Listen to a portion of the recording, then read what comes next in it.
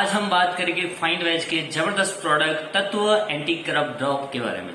दोस्तों ये इतना ही जबरदस्त प्रोडक्ट है कि वायरल इन्फेक्शन के अंदर जब हमारे नाक बंद होते हैं तो आप इसे 2 बूंद अपने हाथों में लेकर ऐसे मसल कर ऐसे ही सांस लोगे तो आपके बंद नाक तुरंत ही खुल जाएंगे।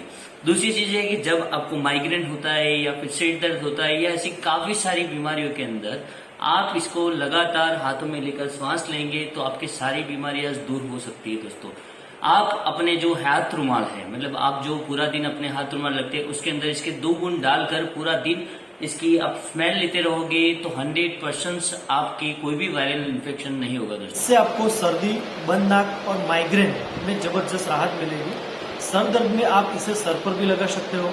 किसी को खांसी जैसी कोई प्रॉब्लम है तो आप आधा ग्लास पानी लेके 2 बूंद डाल के आप पी भी सकते हो।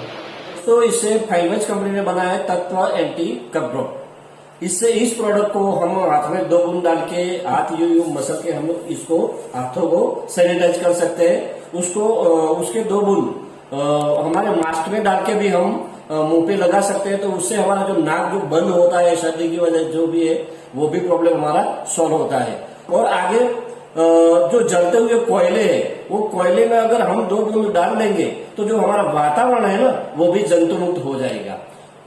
धन्यवाद।